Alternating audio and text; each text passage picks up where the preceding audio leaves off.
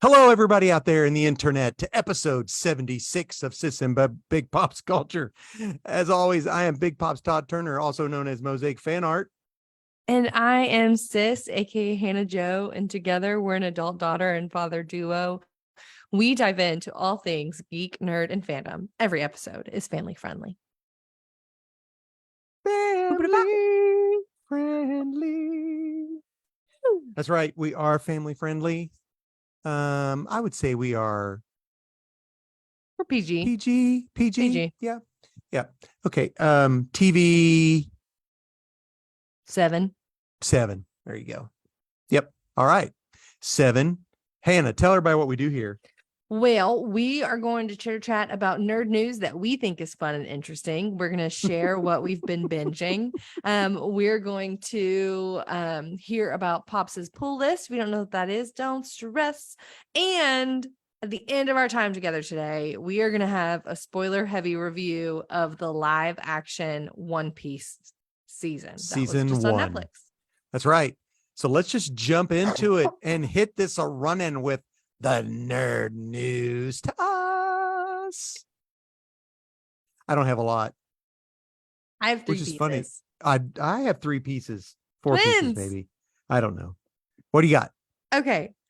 A24 Okay, is yeah. So going that's to like a movie theater thing, or that's like a studio. Yeah, A24 did Everything Everywhere All at Once. All at once. Yeah. They're the ones who I know I keep interrupting. No, you're fine. Go. Aren't they signed? They've okayed everything with, and they are already running production. Gotcha.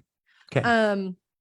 They are going to turn Paris Hilton's memoir into a TV series. No, goodness gracious. Why? Who cares? Because she's hysterical and an icon.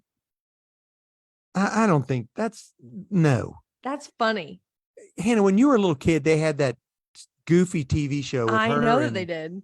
Lionel Richie's daughter. Who do you think London Tipton was based off of? In The Sweet Oh, Life yeah. of Zach and Cody. 100%. Yeah. London Tipton. Are you kidding me? Paris Hilton? Hysterical. Paris Hilton had dirty movies and everything. Well, she is the queen of the velour tracksuit and is hysterical. The velour tracksuit. There was a Juicy Couture.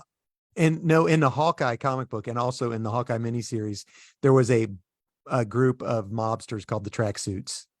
Classic. And they all wore tracksuits, but they weren't velour. They looked more like that.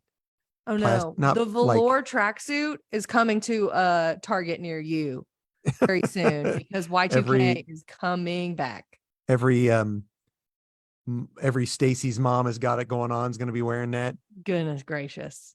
Oh my gosh. My favorite thing in the entire world is how Gen Z has rebranded yoga pants flared leggings. Oh, listen, the girls at my work have what do they call it? Flared Fridays. Flared leggings, aka yoga pants, my guy. I don't know that they're yoga pants. No, not these. That's what they were called. They have rebranded. Okay. I'm a millennial and I don't even know what. I don't know. I'm an old guy and I think it's crazy anyway. Well, so Paris Hilton, and here's the thing. If it's on a streaming platform that I have access to, I will watch it. I'm not watching it. I think it sounds hysterical. You're funny. I could see it doing very well. Hey, so Blue Beetle has ended its theatrical run as the lowest DCEU grossing film of all time. Yeah. So here's the deal, though. This movie was supposed to be straight to streaming. So a lot of people are giving it down the road because it's like the worst. Why didn't they do that? Well, I mean, I think they were trying to get they're trying to milk as much as they can out of those movies that were in the pipeline before James Gunn took over, because they're basically not going to do anything. Yeah, they're not going to do anything. Well, and people know that. Yeah, and actually, it's official. Gal Gadot and Jason Momoa are done with their current characters. And they're getting ready to come out with the new Aquaman. I read that there was like all kinds of bad stuff going on the set. Yes, on set. Did you read some of that? Because of the Johnny Depp Amber Heard trial. Well, shenanigans. somebody said Elon Musk was the one who kept her Yeah, job. Did you read that? What the I heck read is that? that. What did you read? I read that Elon Musk did something so that Amber Heard could keep her job. It's crazy. It's just drama bomb is what it is. And we don't know what's going on because And we don't know if it's true or not. Are two humans in rural Kentucky who are so far removed from a movie set. But Nelly.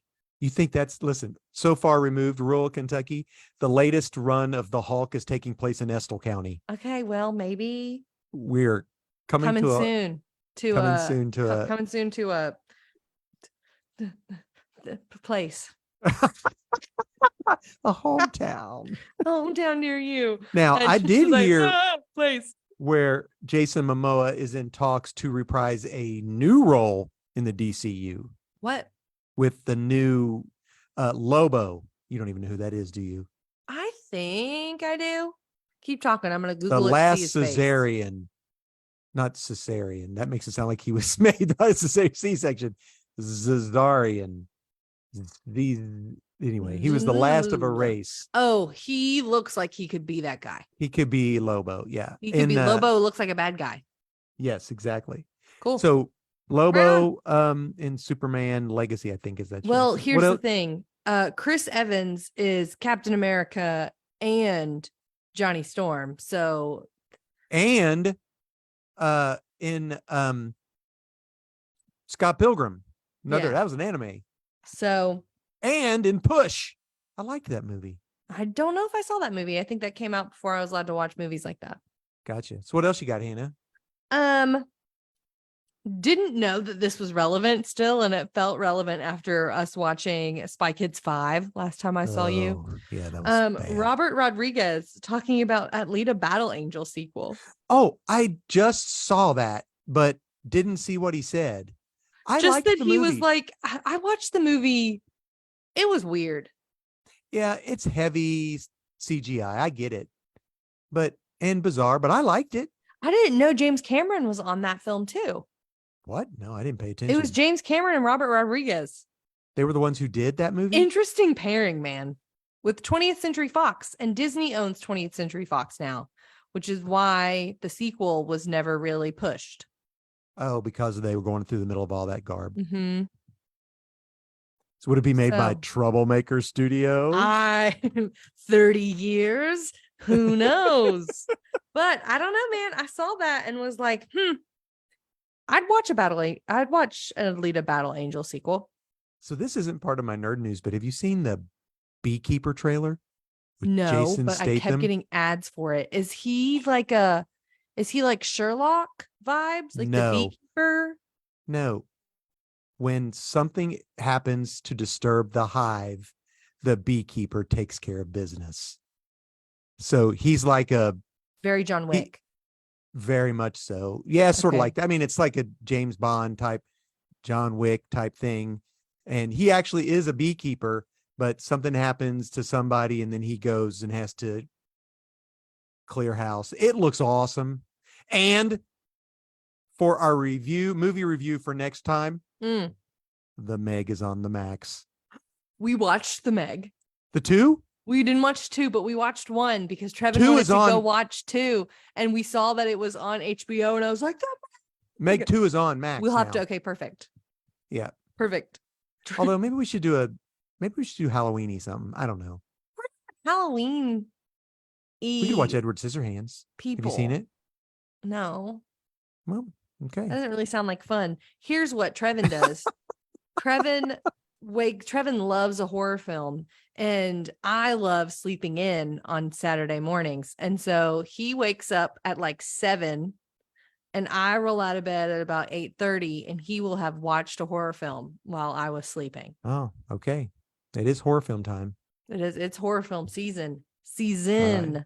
Baby. What else you got, sister? What was I writing down? Beekeeper. Yeah, Beekeeper. Good movie. I mean, the trailer looks awesome.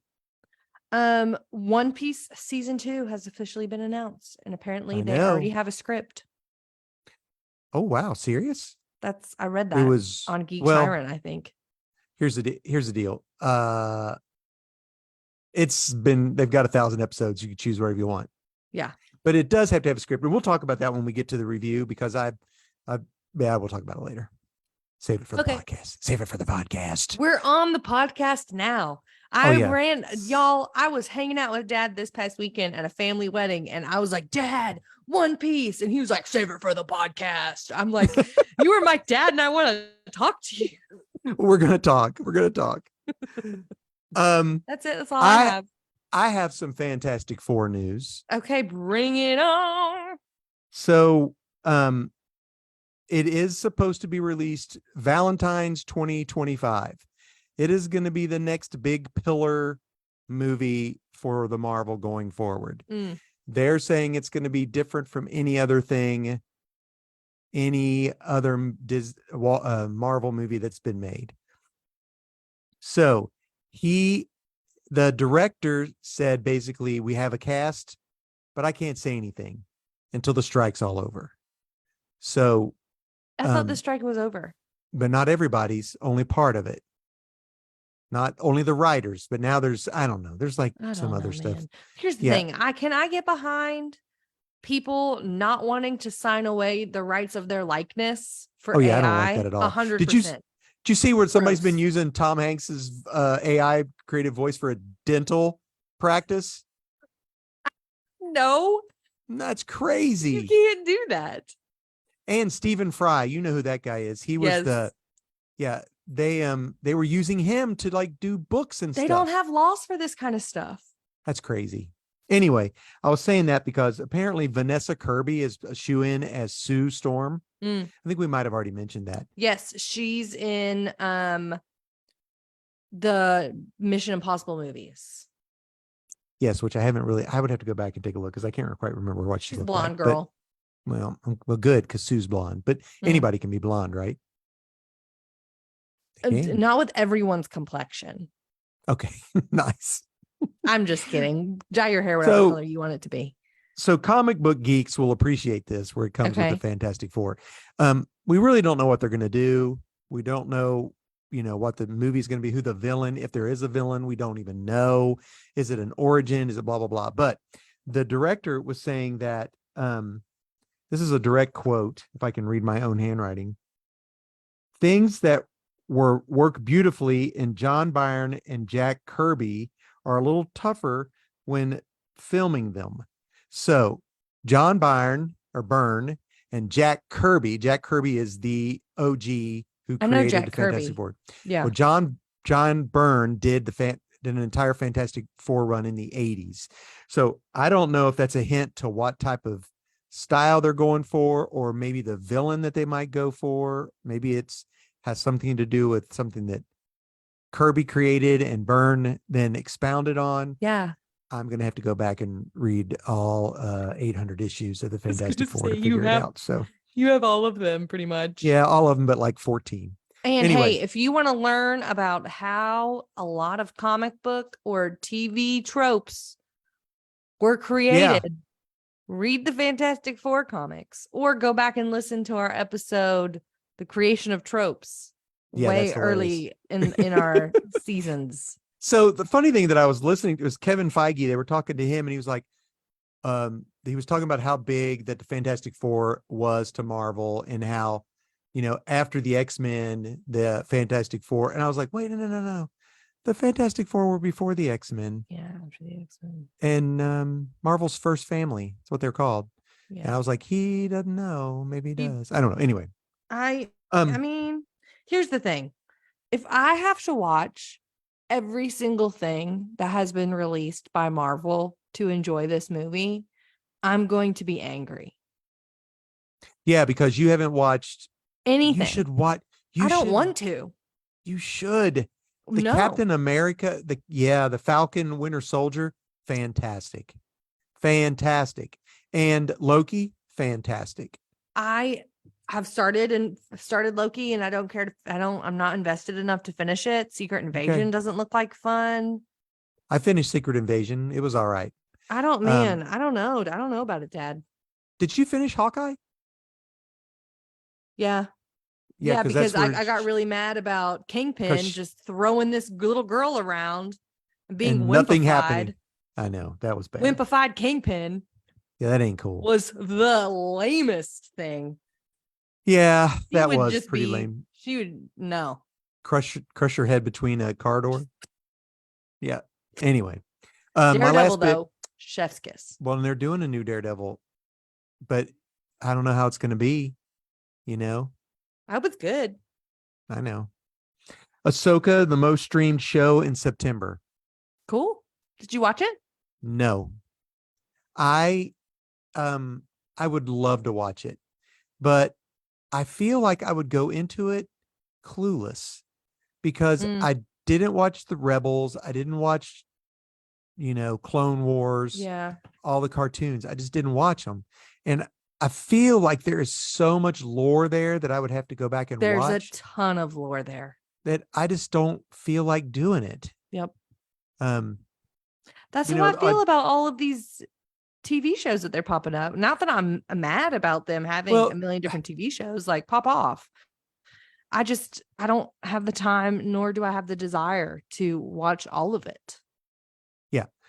But here's the deal. If you watched it an episode a week when it come out, Nah. nah. Oh gosh, do we sound like old farts or what? I sound like a privileged little millennial girly refusing to watch TV shows as they come out weekly, even though I grew up watching TV shows as they come out weekly. I would not do anything on Friday nights when I was in college because that's when Shield came out. Oh yeah, I like And I Shield. wanted to watch Agents of Shield. That's funny. That's funny. It's funny because I think I've gone from I still do a little bit of both, depending upon the show. Yeah. Yeah. Speaking of binging and shows, what's going on? We watched One Piece, of course. That's the big thing that we were watching. We are getting pumped to watch Over the Garden. That's what we should watch. That should be our fall thing. Over the Garden Wall. Watch the movie? I think it's on HBO Max. Okay. All right. So what we'll do. Trevin will love that. We watch Over the Garden Wall a day in the fall, and Trevin has elected that we will do that his birthday weekend. And so we're doing that this upcoming weekend. Watching Adventure Time. Still haven't watched Fiona and Cake yet. I'm excited about it, but it looks cool. We're watching Adventure Time, and The Lich has just been introduced for the first time. Oh gosh. Wow. You're early. We're like first season of Adventure Time. We started at the beginning. It's super fun. Adventure Time. I love it when people tell me, I'll go, I don't know if I can watch it. And they'll say, just skip the first 3 seasons. I'm like, no. That's why I can't watch The Office. I can't do it. I have been listening to podcast interviews of exorcists. Okay, that's creepy. Which is so interesting. No, I'm gonna get it. It's so interesting. No, just like pastors who are not like people but like a man who's been sanctified by the Catholic Church to go forth and perform exorcisms. All right. It was interesting. I'll give you that.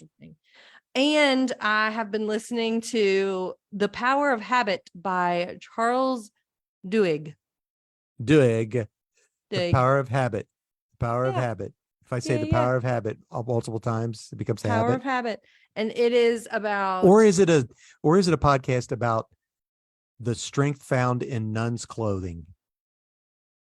Because it's a habit is what it's called. I'm listening to a book called The Power of Habit. A habit is what they call nuns' clothes. I know that, Dad. That was a terrible. That was bad. I'm sorry. So The Power of Habit, which is actually really fun. Awesome. They go into brain science and how habits are formed and how we can change them and how they're used, small and big scales. It's interesting. Well, that's cool, Leo. Yeah. You doing that when you go to work and stuff? Mm-hmm. I don't do any of that. I forgot what I was going to say. I completely lost it. Sorry, Dad. It's all right. I am caught up on Invasion, which is on Apple Plus, and I think it's so good. A great sci-fi alien invasion. As good as that one TV show that you love that I haven't watched yet because I watched the first episode and it was too much like COVID. I couldn't finish it. They're totally different. Okay. And this, I don't know when it ends, but the other show, it's called Station 11. Oh, Station 11 is a masterpiece.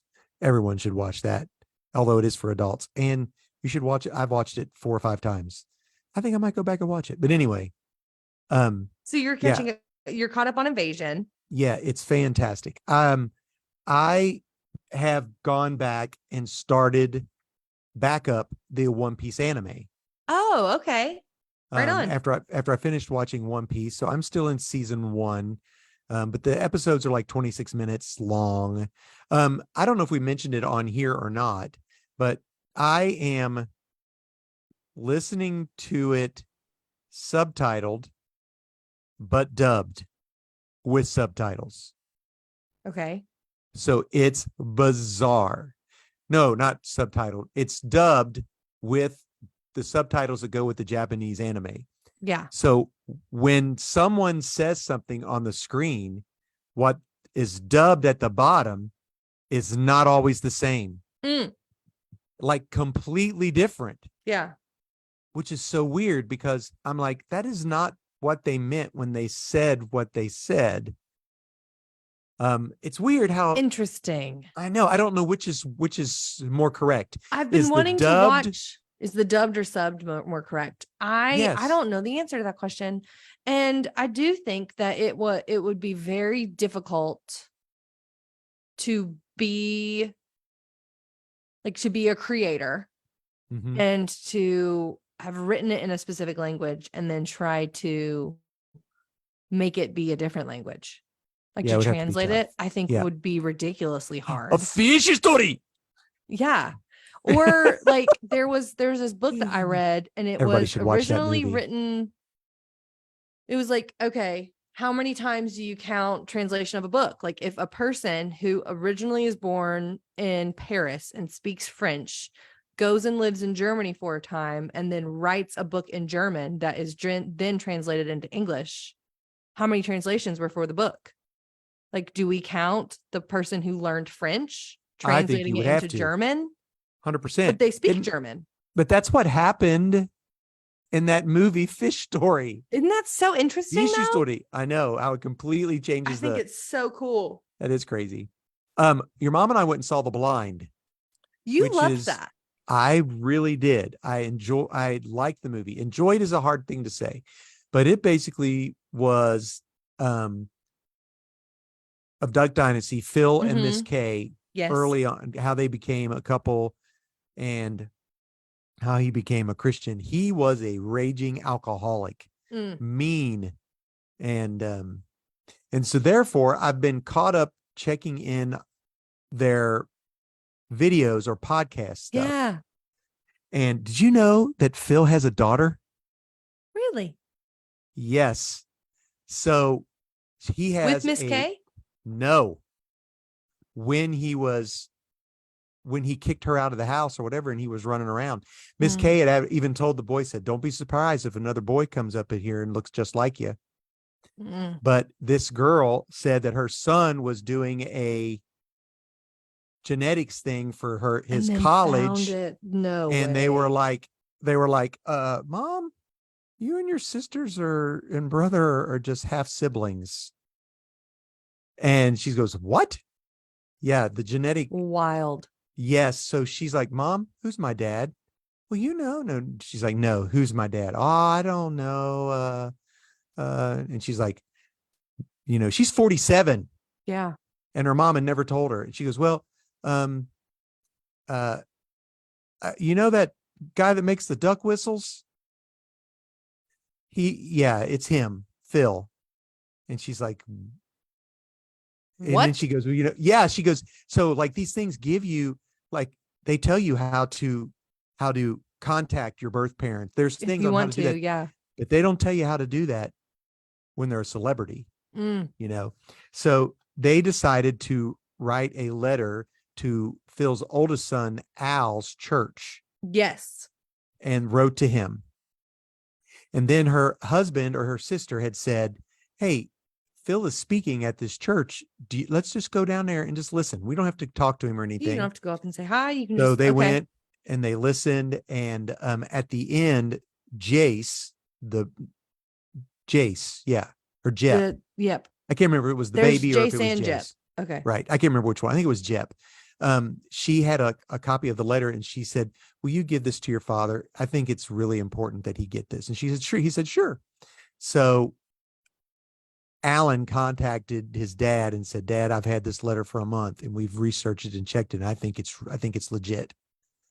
And he goes, okay, what do you got? So they end up doing a paternity test. And sure enough, Phil's the dad. And Dang. Phil said, bring her home. Mm, you know, beautiful. he said, this is something amazing, beautiful that's come out of a terrible thing I did in my life, basically. And Miss K said, I've wanted a daughter all my life and had to wait. I finally got one 47 years later. Sweet. She ended up moving down there next to him and everything, her whole family. Really? Yeah, they've just embraced her. And he said, yeah, this is my daughter. That's so cool. That's so cool. Anyway, I also, another thing. Was that in the movie? No, I just started going down the podcast. Oh, you started listening to all of the podcast episodes. Okay. Yes, it's been very interesting. Yeah, no, that's not in the movie. But another thing I'm doing is I am reading Invincible. Oh, classic. We reviewed that one too. The book? Did we review the first book? Yeah. First comic? The trade. Well, I read the first compendium, which is 1 through 47 issues. Oof. That dad is a bad mamma jamma. He's a bad mamma jamma. I can't tell you any more about it because I don't know. We don't know if he is or not. He is and he isn't. Yes, but this has been great. Great. Why did I not collect this when it came out? It's fantastic. Robert Kirkman, the guy who does Walking Dead, Firepower, Void Rivals currently. He wrote Invincible. It's on, the first season is on Prime. Yes. It is a little bit mature. I believe they call this TV 14 or comic book is like 14 or whatever. It does have some, I don't know. I think it has some language in the TV show. It does. So it's probably, it might be TVMA for the TV show, but for the comic book, you're saying 14 and up. Yeah, it's not terrible.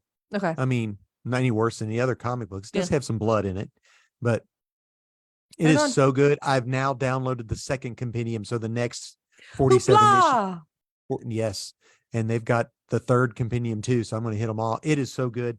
I enjoy it. I want to go back now and watch the cartoon, the animation now that I've read the comic because I really like it. So, those animations are fun. Yeah. I really like the Vox Machina one on Amazon Prime.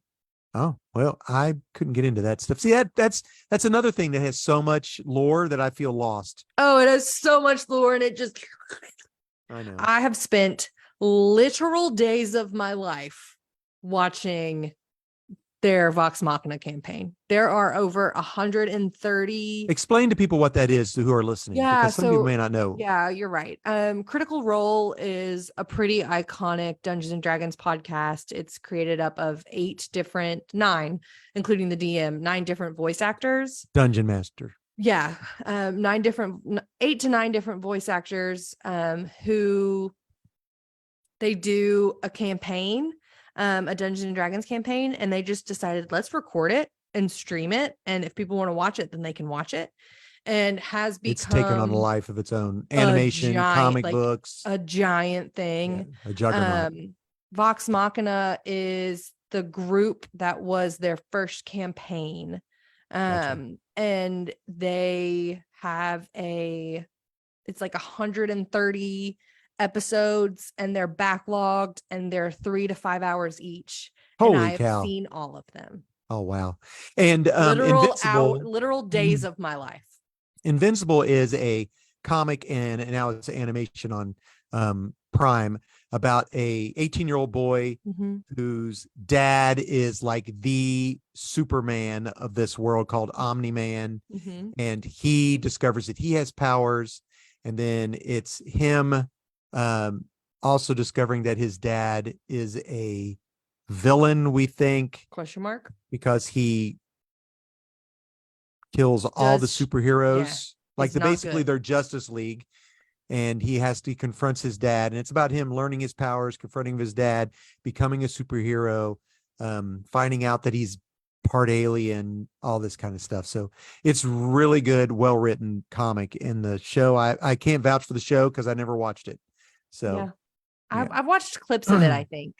Okay. But like scrolling on my phone or something, I must have gotten an ad. But All right.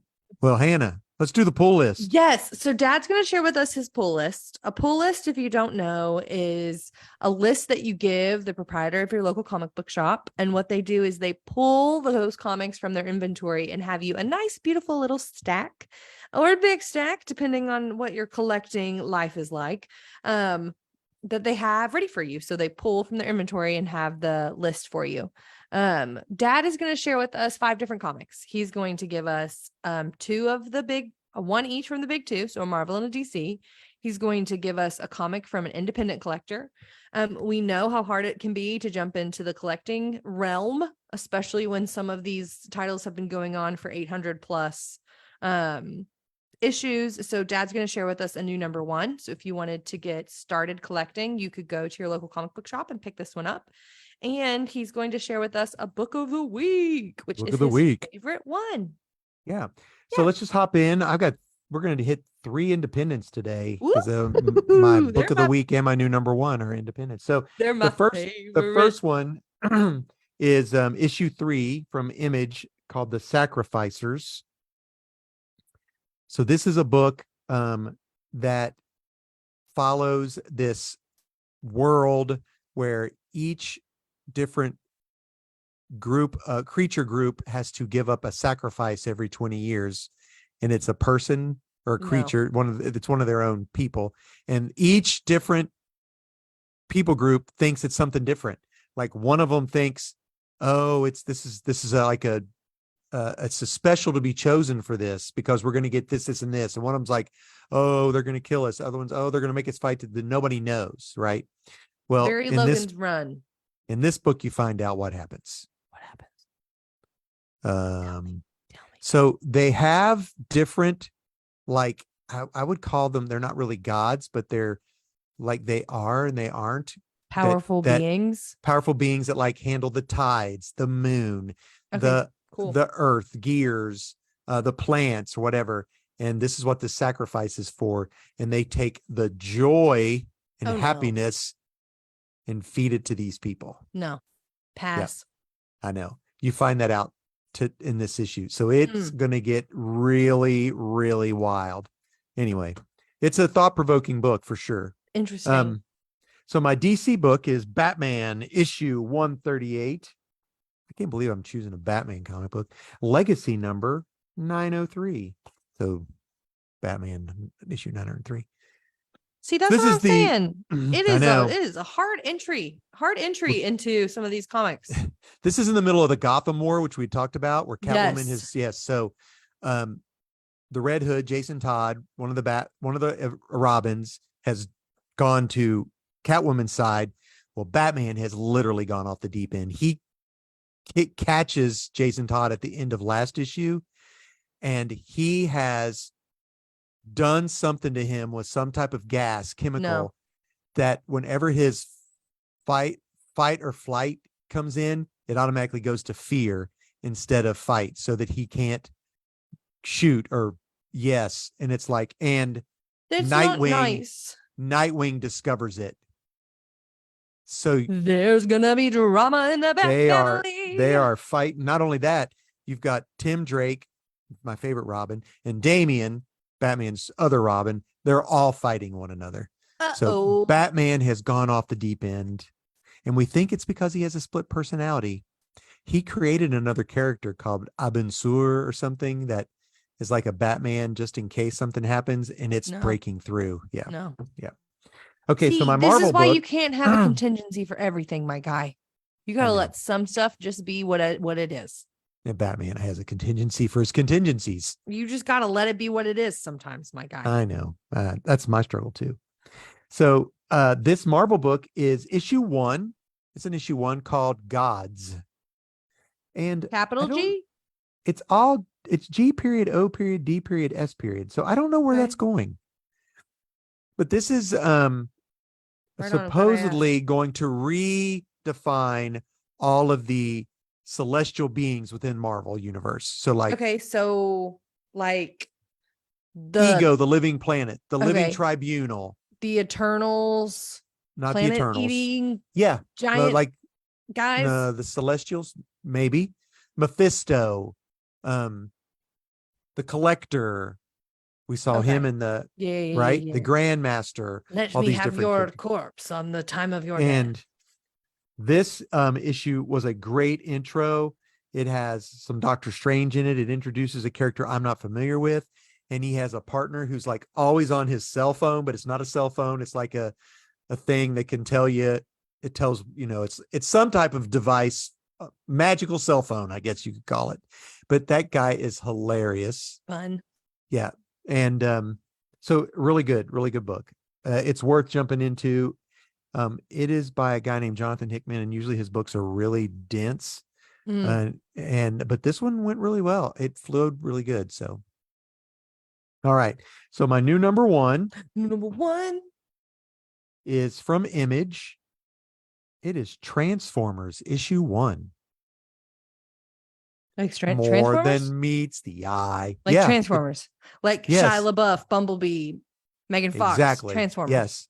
Classic. They are restarting the Transformer universe because it just moved from IDW to Image. And they've given the total reins to Daniel Warren Johnson, the guy that did Do a Power Bomb, Wonder Woman, Beta Ray, his art style. I mean, there are panels in here that look like there are monster trucks wrestling. It's like off the top rope, the battles.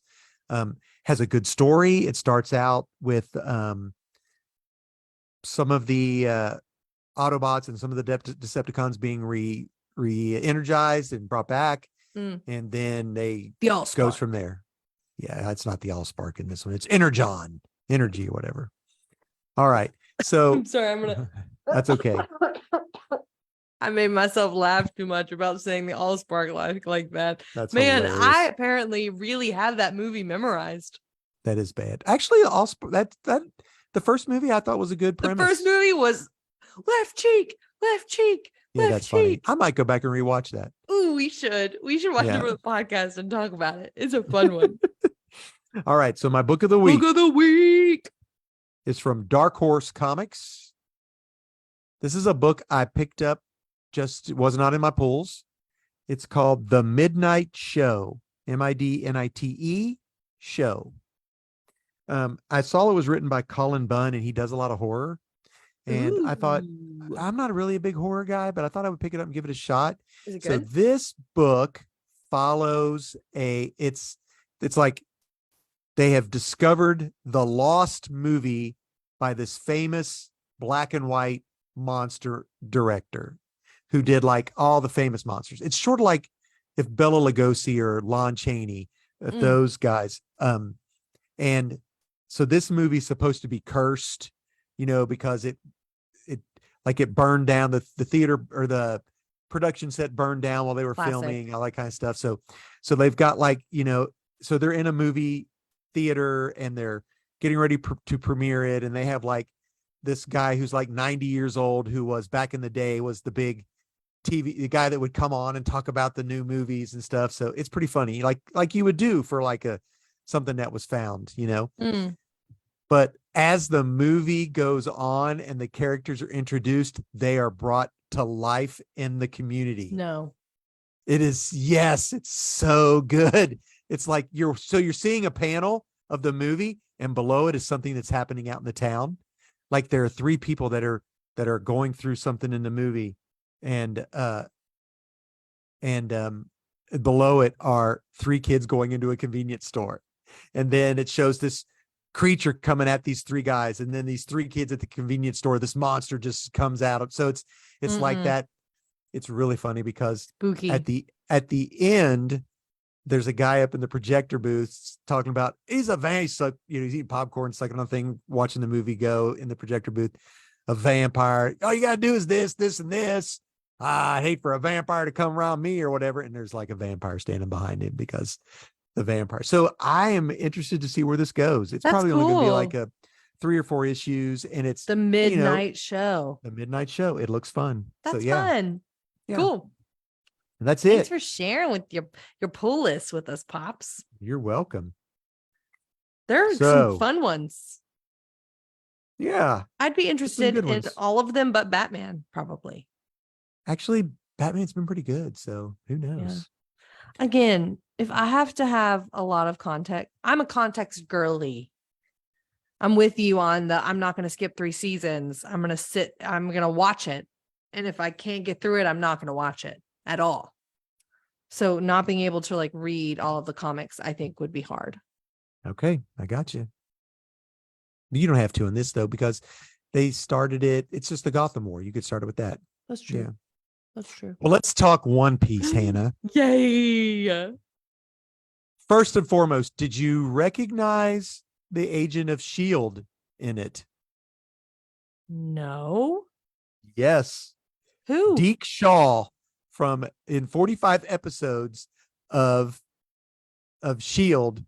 was Bugby. Yes, I knew that I recognized him. I did recognize him because I was like, I know that man's face, and I googled it, and it was the Agents of S.H.I.E.L.D. guy. What was his name? Deke Shaw.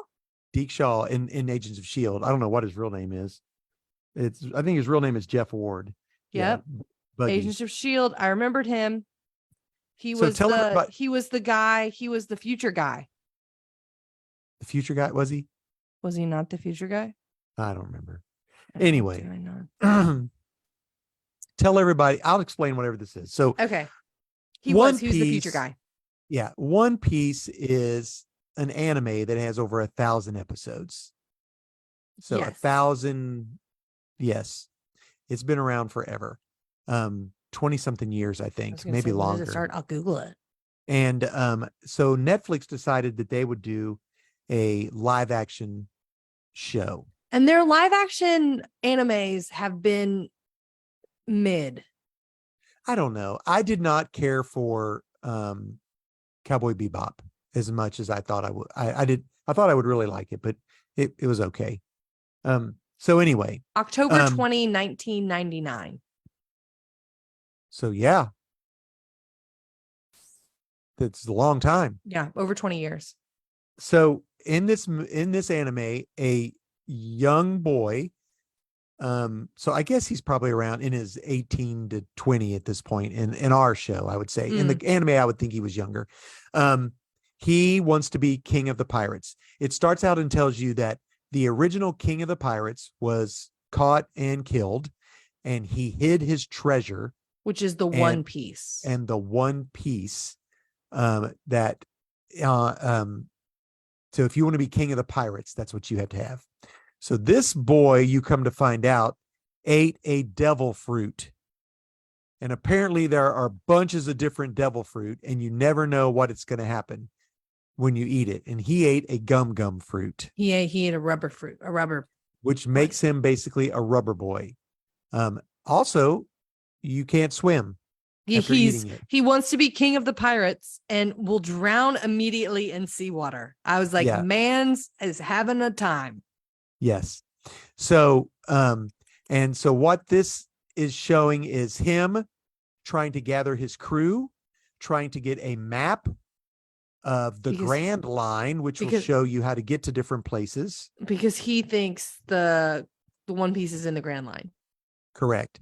And him being chased by the Vice Admiral, the Marines, or the Navy, whatever you want to call them.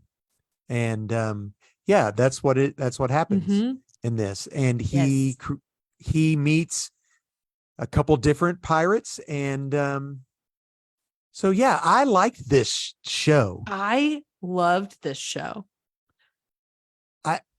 Go ahead. Tell me, Hannah, what you thought. Yeah, I was worried about it. The first episode, I was like, this is going to be perhaps the lamest thing in the entire world.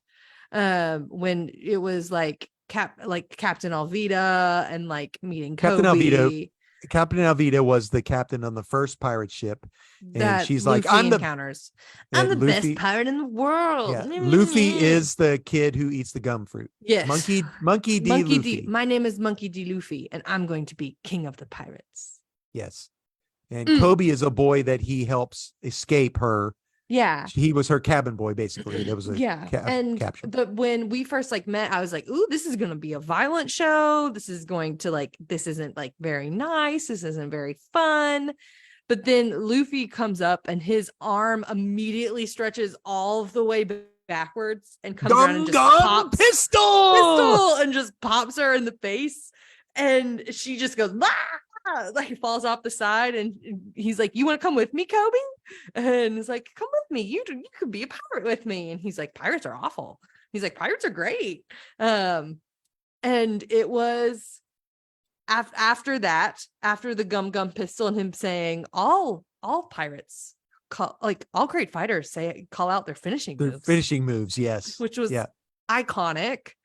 Just a lot, like it had a lot of heart, I think is the best way to explain it. Luffy has a lot of heart, and he engages with people that need that type of heart, or that he sees they have that type of heart, and perhaps they're not even aware of it at that point. So it's a lot of like bringing unlikely people together, having like adventures, and like he's like, everything's gonna work out, and it does.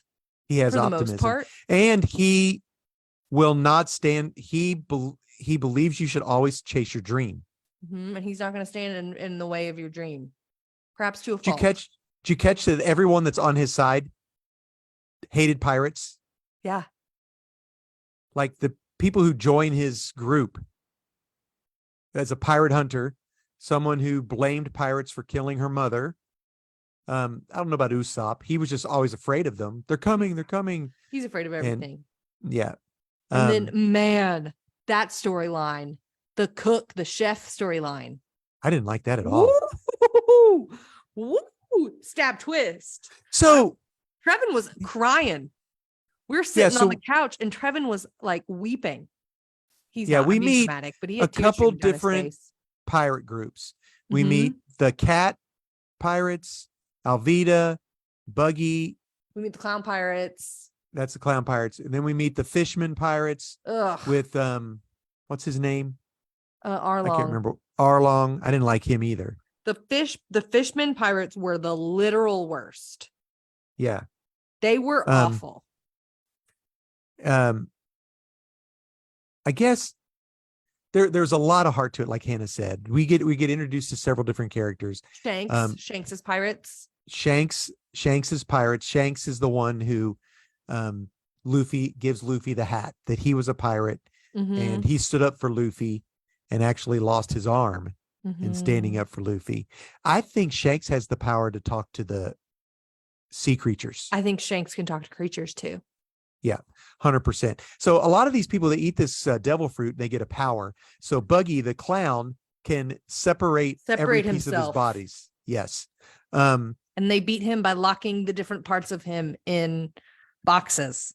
Except for the fact that he forgot and he snuck one of his ears in Luffy's hat.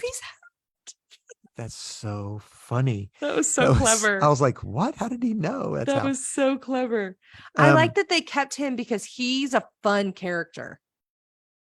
Yeah, he is a fun character. And I'm cool too. Yeah, the actors are I liked him. I did not like Arlong. I don't know. Arlong was awful. Maybe just because I didn't like him. I didn't like the. We're supposed not to like him. Arlong was like a swordfish into the ground. Yeah. The guy with that looked like he was a bug. Yeah, what was that? Was terrifying. And the guy that went that spit stuff. Yeah, that was awful. And then Usopp actually got him, and there was nobody around to see it. And then there was nobody, and he's like, "They'll believe me." That was the best part. It was the best part. Usopp tells tall tales. His character calls Usopp tall does tell tales. tall tales, and people don't believe him. Like he basically the boy who cried wolf Yeah. is Usopp, and when it did happen, no one would listen to him. The cool thing is that at the end of this, Luffy gets his pirate. He's 30 million berry is what they call it here, not dollars. Money.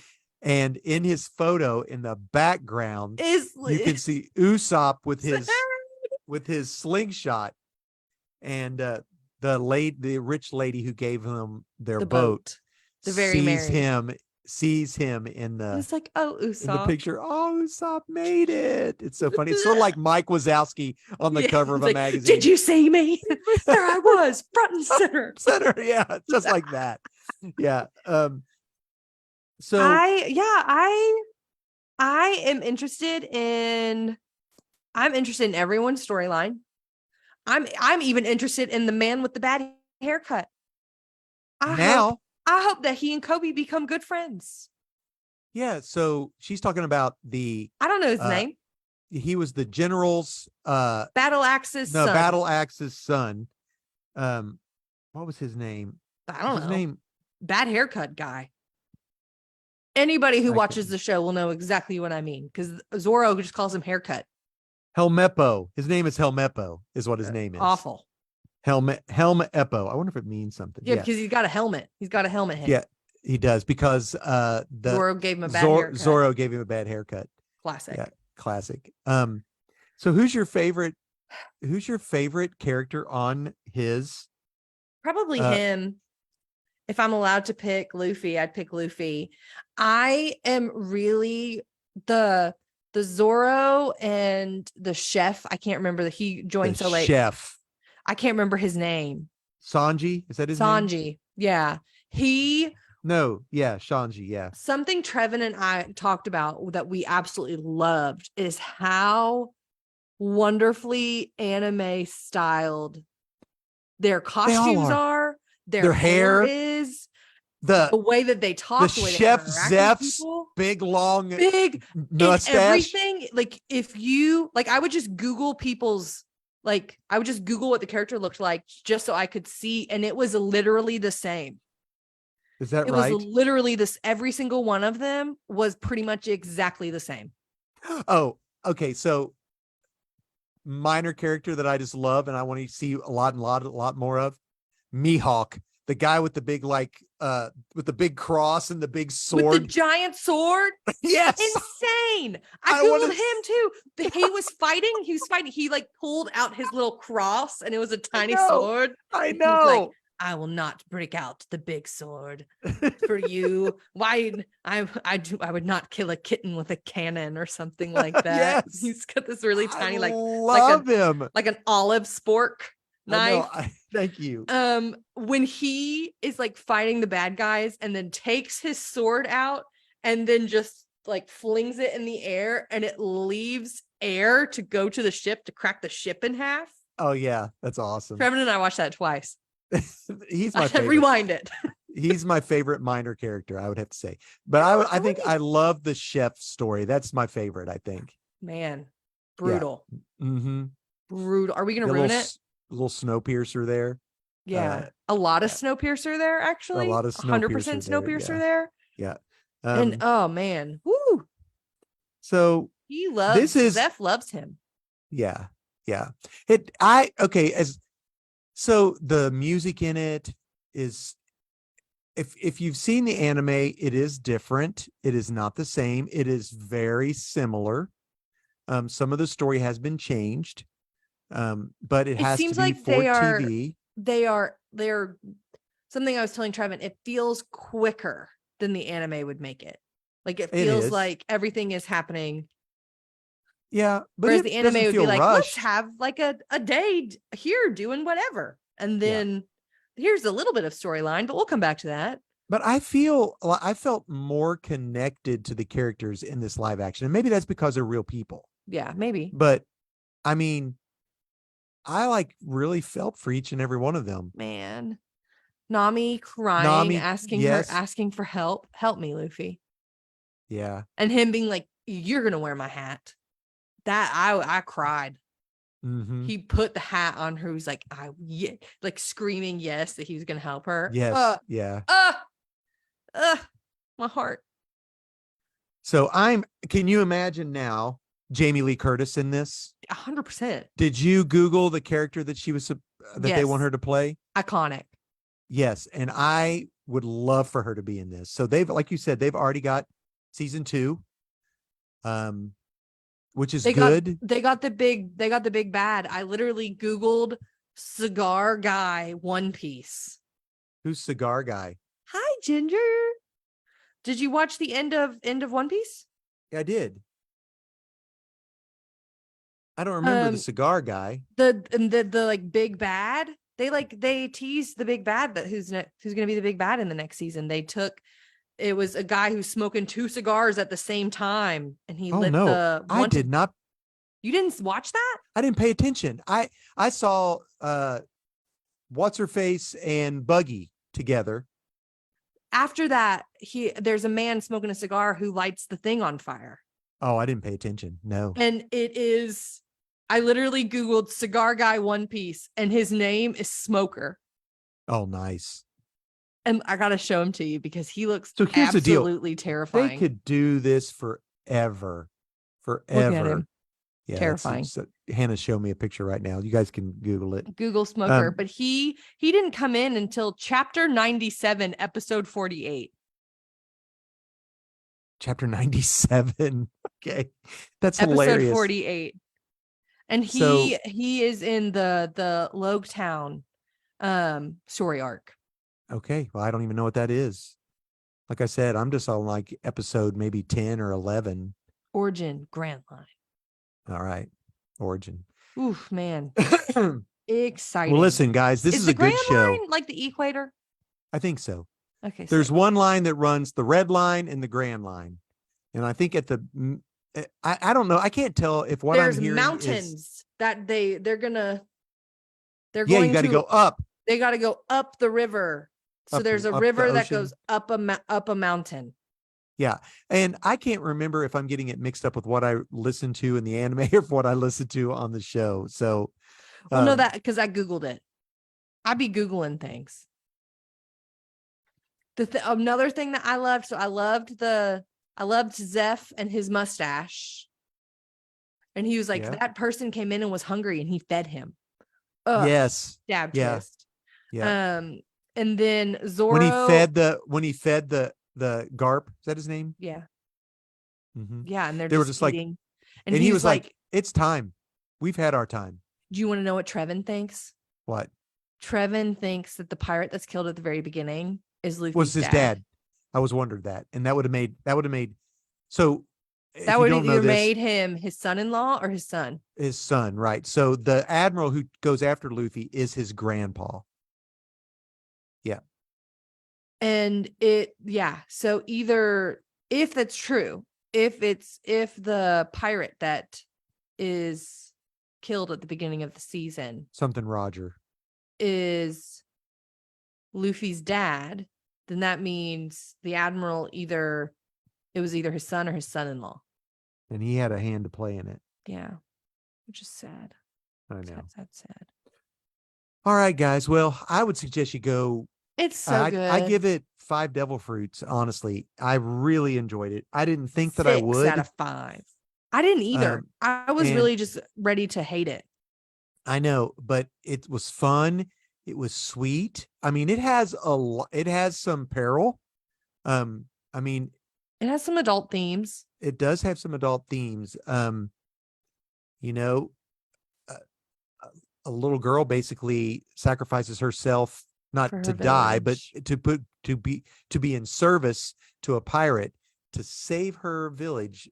And it's like the long haul. We're talking takes her 20 something years. 10 to 12. 10 plus years. So yeah. She was like 8 or 9. Yeah, you're probably right. So that's it, guys. That's it for us. Thanks for it was hopping beautiful. on. I loved it.